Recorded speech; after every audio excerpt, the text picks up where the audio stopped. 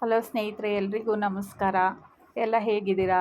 ಚೆನ್ನಾಗಿದ್ದೀರಾ ಅಂತ ಅಂದ್ಕೊಂಡಿದ್ದೀನಿ. ಇವತ್ತು ನಮ್ಮ ಮನೆಯಲ್ಲಿ ಮಸಾಲ ವಡೆ ಮಾಡ್ತಾಯಿದ್ದೀವಿ. ಅದು ಹೇಗೆ ಮಾಡೋದು ಅಂತ ನಿಮ್ಮ ಕಣ್ಮುಂದೆ ಒಂದು ಸಣ್ಣ ಚಿತ್ರವನ್ನು ಮುಂದಿಡ್ತಾ ಇದ್ದೀನಿ ನೋಡಿ. ಮೊದಲಿಗೆ ಜಾರಲ್ಲಿ ಜೀರಿಗೆ, ಬೆಳ್ಳುಳ್ಳಿ, ಕೊತ್ತಂಬರಿ ಸೊಪ್ಪು, ಕರ್ಬೇವಿನ ಸೊಪ್ಪು ಎಲ್ಲ ಫಸ್ಟು ರುಬ್ಕೋಬೇಕು. ಜಾರಲ್ಲಿ ಪುಡಿ ಮಾಡ್ಕೋಬೇಕು ಸಣ್ಣ ಸಣ್ಣಗೆ. ನೋಡಿ ಮಾಡ್ಕೊತಾ ಇದ್ದೀವಿ.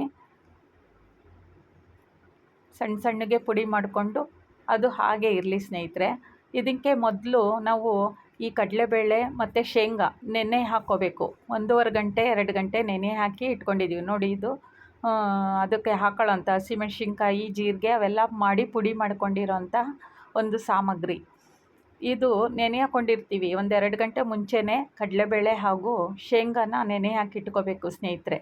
ನೋಡಿ, ಇದು 2-3 ಸಲ ರುಬ್ಬಬೇಕು. ಯಾಕೆ ಅಂದರೆ ಜಾರ್ ಸಣ್ಣದಿದೆಯಲ್ಲ, ನಿಮ್ಮ ಮನೇಲಿ ಹೆಂಗೆ ಅನುಕೂಲ ಆಗುತ್ತೆ ಆ ಥರ 2 ಬೆಲೆ ಇದು ರುಬ್ಕೋಬೋದು ಸ್ನೇಹಿತರೆ. ದಪ್ಪ ದಪ್ಪ ಮಾಡ್ಕೋಬೇಕು ಸ್ನೇಹಿತರೆ. ಮಿಕ್ಸಿ ದಪ್ಪ ಮಾಡ್ಕೋಬೇಕು. ನೋಡ್ತಾ ಇದ್ದೀರಾ. ಯಾಕೆ ಅಂದರೆ ಸಣ್ಣಗೆ ಮಾಡಿಬಿಟ್ರೆ ಟೇಸ್ಟ್ ಬರಲ್ಲ ಅದು. ಹಾಗಾಗಿ ದಪ್ಪ ಬಾಯಿಗೆ ಸಿಗಲ್ಲ ಹಲ್ಲಿಗೆಲ್ಲ. ಹಂಗಾಗಿ ಬಾಯಿಗೆ ಸಿಗಬೇಕು ಅಂದರೆ ದಪ್ಪ ಮಾಡ್ಕೋಬೇಕು. ನೀರು ಹಾಕಬಾರ್ದು.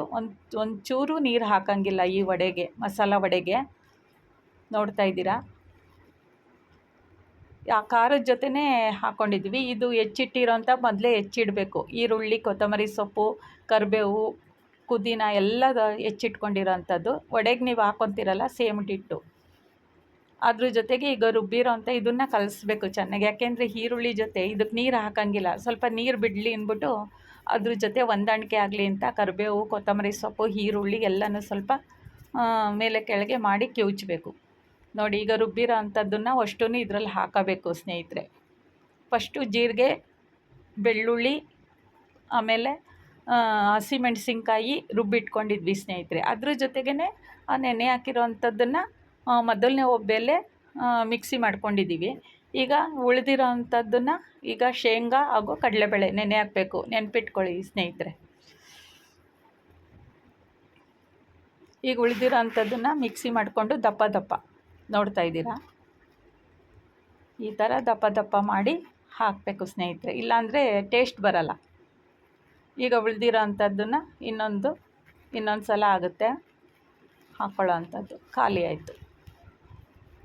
3 ಟೈಮ್ ಆಯಿತು. ದೊಡ್ಡ ಜಾರಾದರೆ 2 ಟೈಮ್ಗೆ ಮುಗಿಯುತ್ತೆ ಸ್ನೇಹಿತರೆ. ಸಣ್ಣಕ್ಕೆ ಮಾಡಬಾರ್ದು. ದಪ್ಪ ರುಬ್ಕೋಬೇಕು ನೋಡಿ. ಕಡಲೆಬೇಳೆ ಎಲ್ಲ ಹಾಗೆ, ಶೇಂಗಾ ಎಲ್ಲ ಸ್ವಲ್ಪ ಪುಡಿ ಆದಂಗೆ. ನೋಡ್ತಾ ಇದ್ದೀರಾ ಸ್ನೇಹಿತರೆ. ಮುಗೀತು, ಮಿಕ್ಸಿದು ಮುಗೀತು. ಈಗ ರುಚಿಗೆ ತಕ್ಕಷ್ಟು ಉಪ್ಪು ಹಾಕಿ ಮೇಲೆ ಕೆಳಗೆ ಚೆನ್ನಾಗಿ ಅದನ್ನು ನೀರು ಬಿಟ್ಕೊಳ್ಳೋ ಥರ. ಒಂದು ಸ್ವಲ್ಪನೂ ನೀರು ಹಾಕೋಂಗಿಲ್ಲ ಸ್ನೇಹಿತರೆ, ನೆನ್ಪಿಟ್ಕೊಳ್ಳಿ. ನೀರು ಹಾಕೋಂಗಿಲ್ಲ ನೋಡಿ. ಅದು ಈರುಳ್ಳಿ, ಕೊತ್ತಂಬರಿ ಸೊಪ್ಪು, ಕರಿಬೇವು ಎಲ್ಲ ಹೆಚ್ಚಿಟ್ಕೊಂಡಿದ್ವಲ್ಲ, ಅದ್ರ ಜೊತೆ ಇದನ್ನು ರುಬ್ಬಿ ಇರೋಂಥದ್ದನ್ನು ಚೆನ್ನಾಗಿ ಕಲಿಸ್ಬೇಕು ಸ್ನೇಹಿತರೆ. ಸ್ವಲ್ಪ ನೀರು ಬಿಡುತ್ತೆ, ಅದೇ ನೀರು ಬಿಡುತ್ತೆ. ನೀರು ಹಾಕೋದೇ ಬೇಡ. ತುಂಬ ಟೇಸ್ಟಿಯಾಗಿರುತ್ತೆ ಸ್ನೇಹಿತರೆ. ಮಾಡಿ ನೋಡಿ ಒಂದು ಸಲ. ಮಾಡಿ ನಮ್ಮ ಕಮೆಂಟ್ ಬಾಕ್ಸಲ್ಲಿ ಹೇಗಿದೆ ಅಂತ ಹೇಳ್ರಿ ಸ್ನೇಹಿತರೆ. ನೋಡಿ, ಈ ಥರ ಸಣ್ಣಕ್ಕೆ ನಿಮಗೆ ಯಾವ ಸೈಜಲ್ಲಿ ಬೇಕೋ ಆ ಸೈಜಲ್ಲಿ ಉಂಡೆ ಮಾಡಿ ಇಟ್ಕೊಂಡು ನೋಡಿ. ಎಣ್ಣೆ ಕಾಯಕ್ಕೆ ಇಟ್ಟಿದ್ದೀವಿ. ಯಾಕೆಂದರೆ ಇದು ಉಂಡೆ ಮಾಡ್ಕೊಳ್ಳೋ ಅಷ್ಟರಲ್ಲಿ ಎಣ್ಣೆ ಕಾಯುತ್ತೆ ಸ್ನೇಹಿತರೆ. ಹಾಗಾಗಿ ಫಸ್ಟೇ ಎಣ್ಣೆ ಇಟ್ಕೊಂಬಿಡ್ಬೇಕು, ಬೇಗ ಆಗುತ್ತೆ. ಎಣ್ಣೆ ಕಾಯೋಷ್ಟರಲ್ಲಿ ಉಂಡೆ ಮಾಡಿ ಇಟ್ಕೊಬೋದು. ನೋಡ್ತಾ ಇದ್ದೀರಾ. ಫಸ್ಟು ಉಂಡೆ ಮಾಡಿ ಇಟ್ಕೊಬಿಟ್ರೆ ಯಾವ ಸೈಜಿಗೆ ಬೇಕು ನಿಮ್ಮ ಅನುಕೂಲಕ್ಕೆ ತಕ್ಕಂತೆ ಉಂಡೆಗಳನ್ನು ಮಾಡಿಟ್ಕೊಂಡು ತಟ್ಟೆ ಕೈಯಲ್ಲೇ ಒದ್ದೆ ಮಾಡಿಕೊಂಡು ಬಿಡೋ ಅಂಥದ್ದು. ಮುಗೀತು ಸ್ನೇಹಿತರೆ. ನೋಡಿ, ಇಷ್ಟು ಉಂಡೆ ಅದು. ಈಗ ಎಣ್ಣೆ ಕಾಯ್ದಿದೆ. ಈಗ ಒಂದೊಂದೇ ತೊಗೊಂಡು ಕೈಯಲ್ಲಿ ಒದ್ದೆ ಕೈ ತೇವ ಮಾಡಿಕೊಂಡು ನೋಡಿ ಬಿಡೋ ಅಂಥದ್ದು.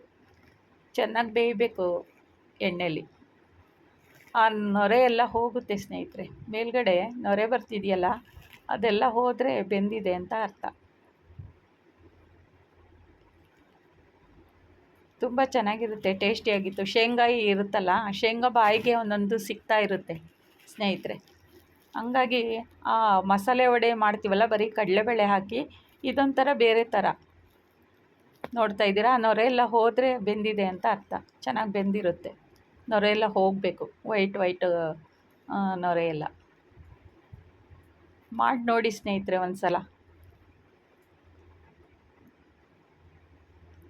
ನೋಡಿ ರೆಡಿ ಆಯಿತು, ವಡೆ ಬೆಂದಿದೆ ನೋಡ್ರಿ. ಅದು ವೈಟ್ ಎಲ್ಲ ನೊರೆ ಎಲ್ಲ ಹೋಗಿದೆ ನೋಡಿ.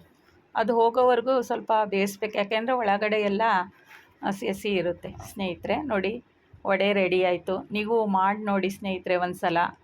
ಈಗ ಮುರಿದು ನೋಡಿ ಮುರಿದು ತೋರಿಸ್ತಿದ್ದಾರೆ ನೋಡಿ, ಎಷ್ಟು ಚೆನ್ನಾಗಿ ಬೆಂದಿದೆ. ನೀವು ಮಾಡಿ ಹೇಗಿದೆ ಅಂತ ನೀವು ಮಾಡಿ ಕಮೆಂಟ್ ಬಾಕ್ಸಲ್ಲಿ ತಿಳಿಸಿ ಸ್ನೇಹಿತರೆ.